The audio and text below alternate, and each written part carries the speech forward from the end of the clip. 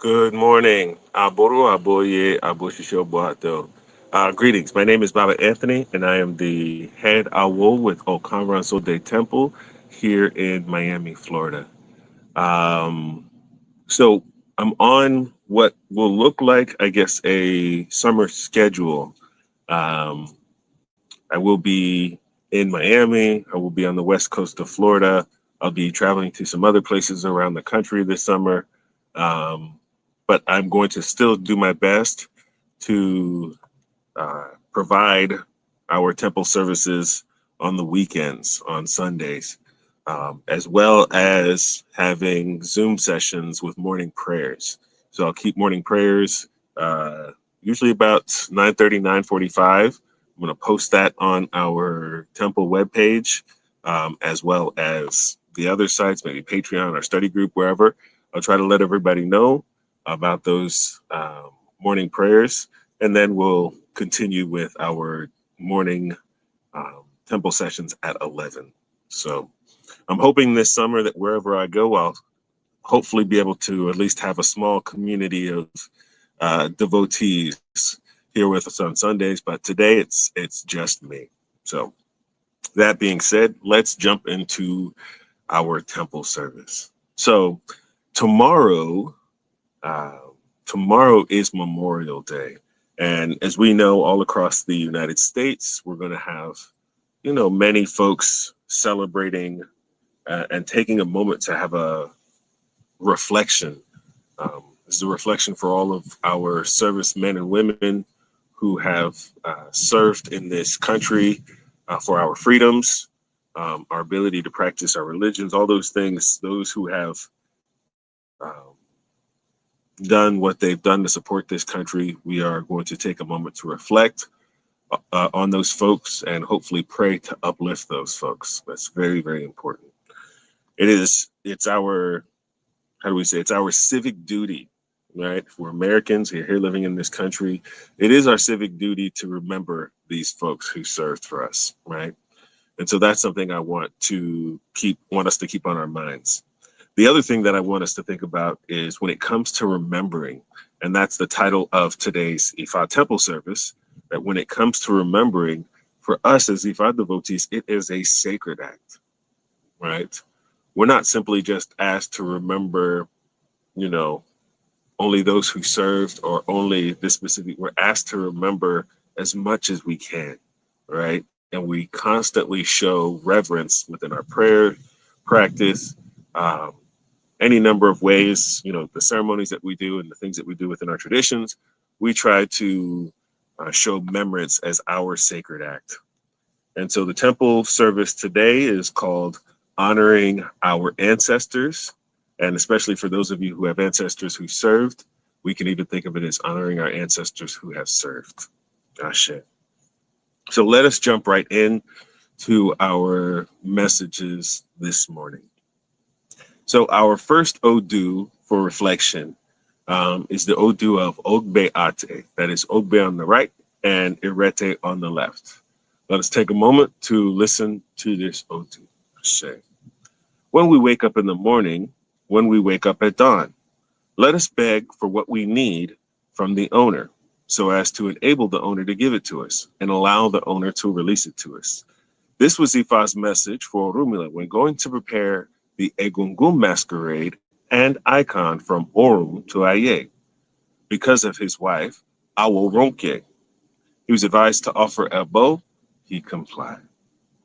So we have this story um, of Orumila's wife, whose name was Aworonke at the time. She loved Orumila very, very much. Right at this point in their lives, they had been married for 12 years, a little over 12 years. Orumila never at any point regretted their relationship together. They loved each other very much. She understood everything about him. She knew his likes, she knew his dislikes. She knew how to take very good care of Orumila during this time. And so, because of that, their love was deep and strong for each other. Now, one of the challenges that Awo Ronke was dealing with is that she really, really wanted to have a child, right? And she was dealing with that issue. And Orumila being The great sage that he wasn't able to have that happen for her at this particular time. All the Ifa he knew, all the things that he knew, it wasn't quite working for her. And so that sort of put them in the place of, like, what's going on? She had a little bit of sadness about the fact that she did not have her own child. So Orunmila goes to have Ifa cast for himself, right? He wants to know how he could um, go about supporting Aworonke. Right? He was told that he needed to make a trip to receive an icon called the Egungun Masquerade, right? He needed to make a trip to receive this Egungun Masquerade, and he was going to heaven and then bringing it back from heaven to earth, as we say, Aye. And this was the receiving this item was going to allow him to appease the ancestors who would then come and support Aworonke in her ability to having a child. So the Awo told them that everything would be well and that they would be successful in the process. Orunmila offered a boat as soon as he could, right? So he makes his trip up to Orun, and when he goes there, he goes to visit the Egungun of Orun, which then bestows this icon uh, and the masquerade costume to him. They fashioned it, prepared everything that he needed, got him all the materials, and then allowed him to come back. And as he made his way back to Aye and started appeasing the ancestors on behalf of Aworonke, she became pregnant, which was a beautiful and wonderful thing, exactly what they were looking for. And it was 10 months later, she gave birth to a daughter, right? And this daughter's name, I don't want to get this wrong, was Awodola. Awodola.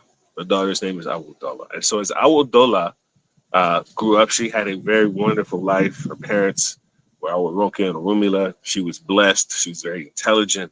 She did everything that she could to be uh, a good daughter for them.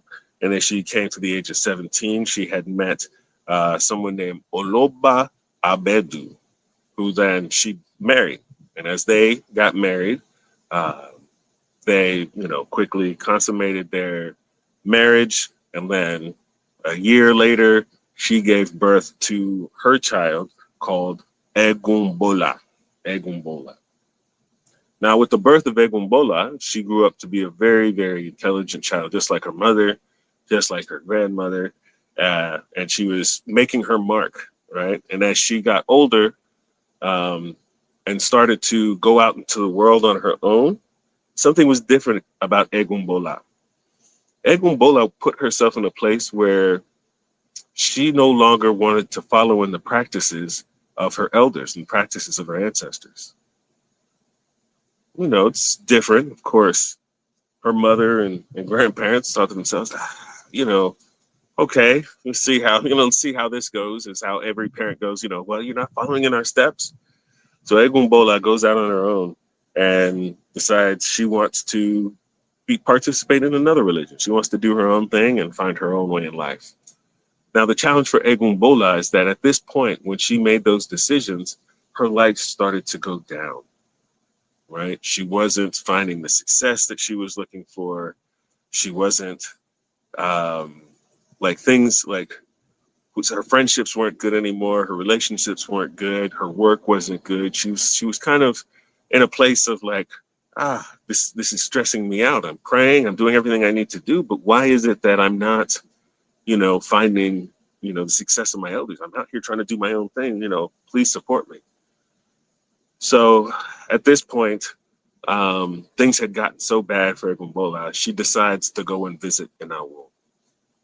The Awo cast Ifa for her, and the Odu of Ogbeate is revealed. And the Awo tells her, you're in a very interesting and unique position. You come from a very beautiful and fantastic lineage of practitioners who are devoted to traditional practice. But as Ifa says, you've denounced this practice for yourself, and it's caused your ancestors to now leave you unsupported. Egumbola sat back for a moment. She thought to herself, could this be? Could this be true? Is it that what it is? Right? Because she could not understand, if that really had anything to do with it.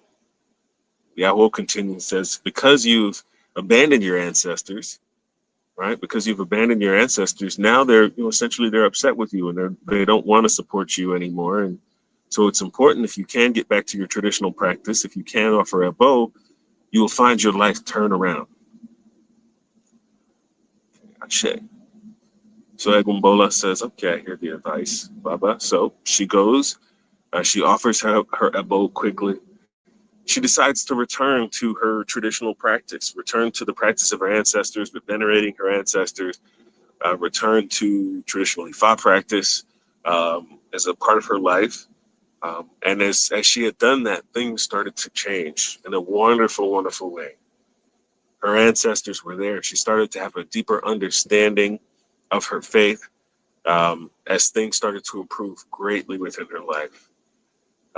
Things became so great. She established her family, things started, she owned her own home, all the things she was looking for started to develop. And as she developed those things, she looked back and said, I can't believe that, I would even consider leaving the practice of my ancestors, leaving the beauty of venerating and remembering those who came before me, right? And so those were her thoughts on that process. So let us finish this verse and then we will discuss it. So, Ogbeate, when we wake up early in the morning, when we wake up at dawn, let us beg for what we need from the owner so as to enable the owner to give it to us and allow the owner to release it to us. This was Ifa's message to Orunmila when going to prepare the Egungun masquerade, an icon from Oruntuaye, because of Aworonke, his wife. He was advised to offer a bow. He complied.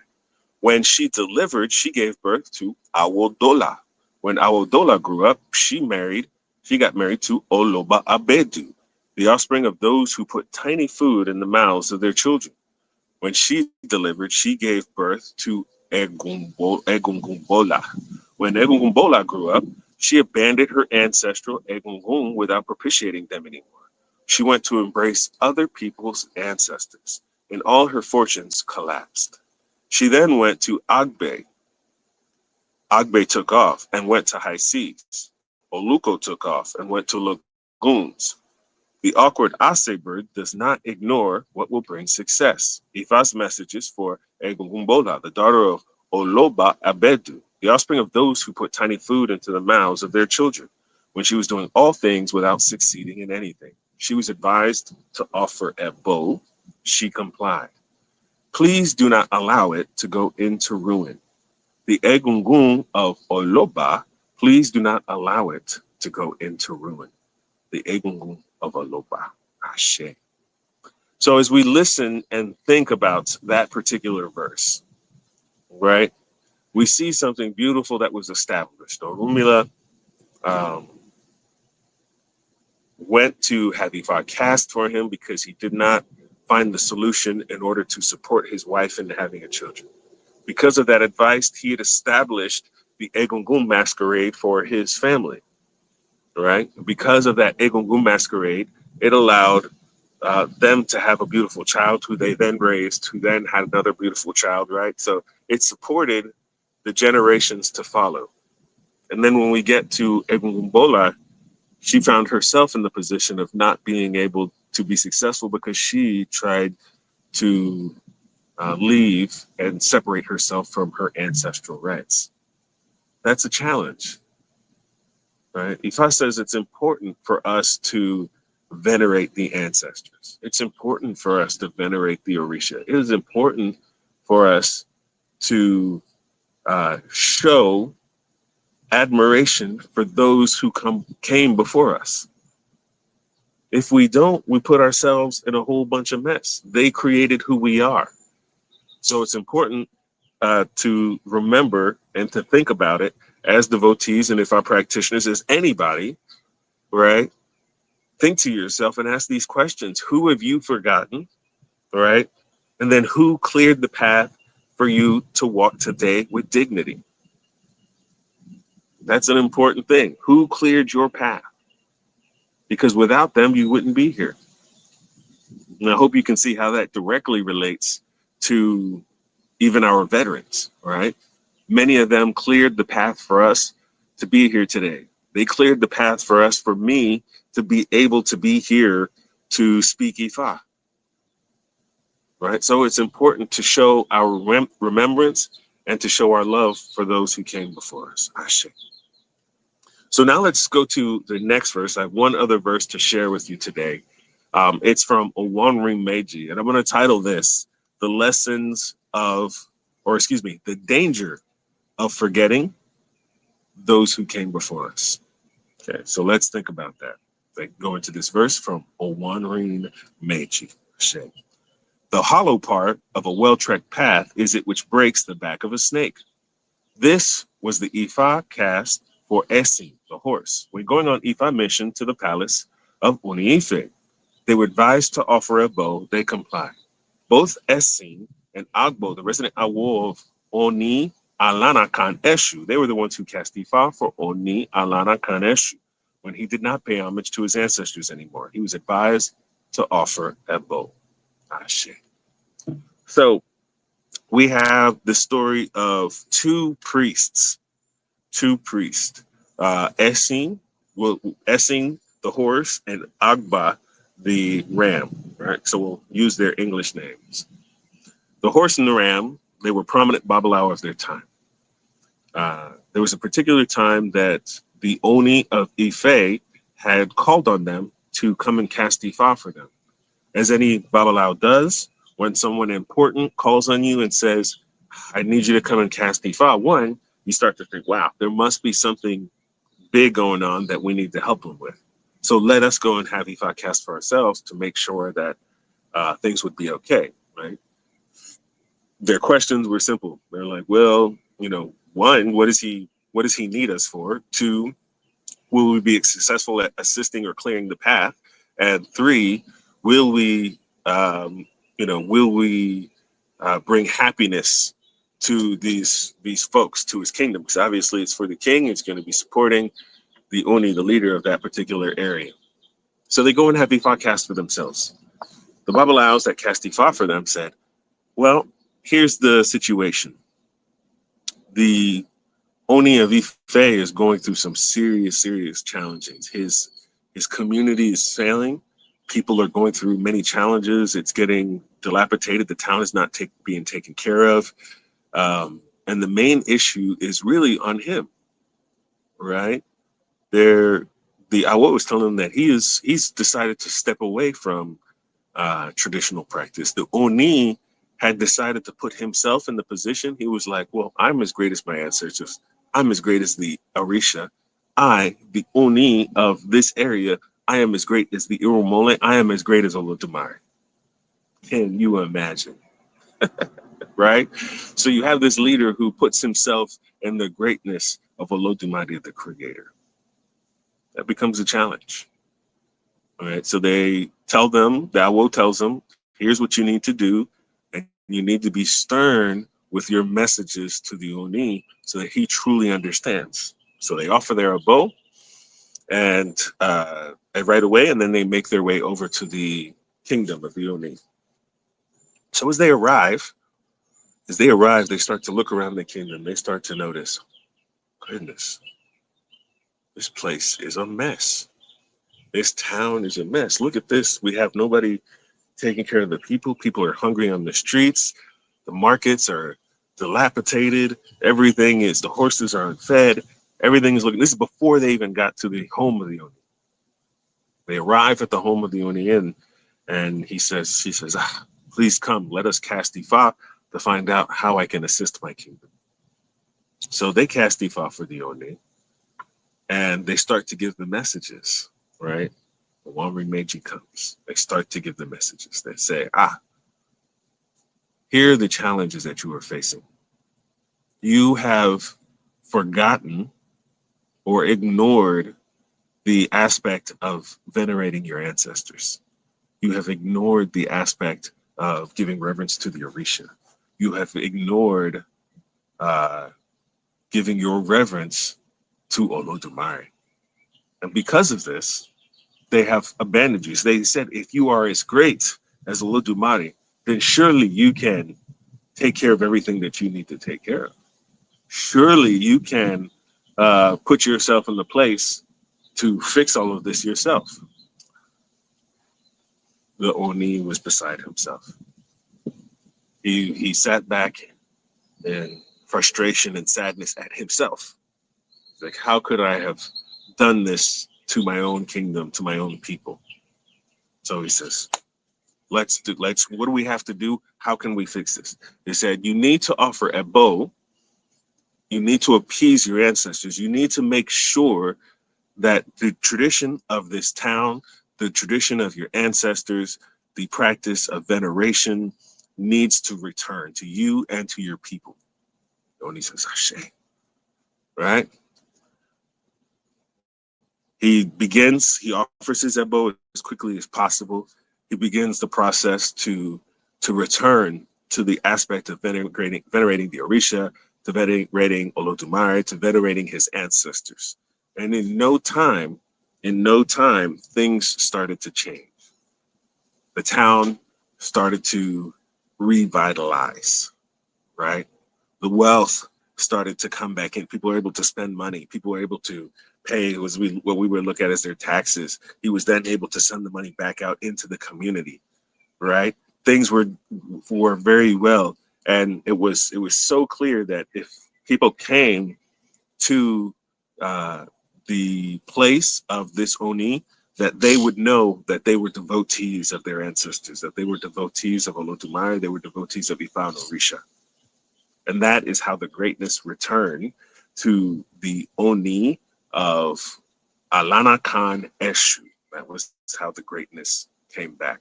So let us finish this verse, and then we will summarize and discuss this message. The hollow part of the well-trekked path is it which breaks the back of a snake. This was the Ifa cast for Esin, the horse, when going on a mission to the palace of Oni of Ife. They were advised to offer a bow. They complied. Both Esin and Agbo, the resident Awo of Oni Alakan Eshu, they were the ones who cast Ifa for Oni Alakan Eshu when he did not pay homage to his ancestors. He was advised to offer a bow. He complied. I pay homage to my father. I pay homage to my mother. I pay homage to my Oluo. I pay homage to my Araba of Ife. I pay homage to Akoda. I pay homage to Asheta. I pay homage to my Ojubona. Unless I act without recognition and homage to elders and spiritual forces, may I succeed in all that I do. Ashe. That is powerful, right? That is powerful. We understand as devotees the importance of giving reverence. That's how we start our day. That is how we start our ceremonies. That is how we start everything that we do that has to do with our religious practice and our culture. We have to start by paying homage. That is beautiful, right? And so the Oni finds himself saying, now that I've paid my homage, my life has come back. The goodness of all the things that I want are now open and now clear. The goodness of the things that my people want are now returning. Right? Let us think about that. When we neglect our rituals, when we neglect our prayers, right? The paths of our ancestors that walked and grew with us, right? That path that they set forward for us. If we neglect any of that, it starts to become shallow and dangerous. Yeah, it starts to become shallow and dangerous because that is when we start to see the good things of our life being pushed to the side. That's not what any of us want as devotees. So it's foundational for us to think to ourselves, okay, so how do I continue this? Well, the simple process is that we follow the calendar that's already been established for us. That's our Yoruba calendar, right? We reckon if you're initiated to Obatala, day one, you go to Obatala. If you were initiated to Ifa, day two, you go to Ifa. If you're initiated to Shango, day four, you go to Shango. Ogun, day three, or whatever other Orisha, you do that. On day one, along with Obatala, that's when we want to give reverence to our ancestors. And that's on a rotating path. That helps the cycle continue. It's something built into our daily lives. Today's day one. Let me give reverence to my ancestors. Right? Let me pray to them and ask for their support. Right? In our morning prayers, this brings back the thought in my mind. It says, in our morning prayers, it says, when an Ogun priest wakes up, whether he is offended Ogun or not, let him lay down and pray for forgiveness. If an Obatala priest wakes up, whether he's offended Obatala or not, let him lay down and pray for forgiveness. Orunmila says, if my devotee wakes up in the morning, whether he has offended me or not, let him lay down and pray for forgiveness. Same thing we should do for our ancestors. We give our reverence, we pray for forgiveness. We do not forget who they are, where they came from, what they did for us to be here. That was a hard road trekked. There were some challenging times before today, right? And so we must remember those things. So today, it's important that we remember our ancestors who fought, who suffered, and still endured. It's important that we remember our spiritual ancestors, our Babalawo and Ifa, Olokun, Egungun, who paved the road for our tradition. We remember the warriors of all backgrounds and of all cultures and walks of life who sacrificed so we could breathe freely, speak freely, and worship freely. Let us remember the ancestors who served in the military and were buried without proper cultural rites, spiritual rites. Some came home to nothing. Some were never remembered in the history books. But Ifa names them. Egungun remembers them. And today we call them forth for our support. Think about that. Think about our remedies for forgetfulness. Like the Oni, we must make sure that we offer Ebo, give thanks, give our offerings, give time. We must speak their name during our Egungun rituals, at our altars, silent in our hearts. We must rebuild what was torn down. It's one of the biggest challenges that many of us who are separated from our faith that we have to work on, right? We have to work to repair the family bonds, restore the sacred tradition of the people who came before us. We have to work to make sure that our ancestors dance again. Yeah, right? We make sure that they danced again. Let the joy of what came before us please come back to us. These are all things that we need to be thinking about, right? Ashe. So the last few things as I close here, I want to say this. Right? The legacy of my ancestors will not go into ruin. And I hope that is the same for you. I hope that you remember them. I hope that you honor them. I hope that you are able to allow them to rise.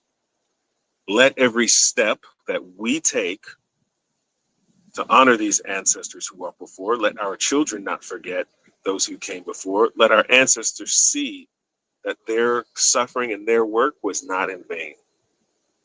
Think about those things. As we gather today to celebrate, as we gather tomorrow to remember, may we feed our ancestors in spirit and action.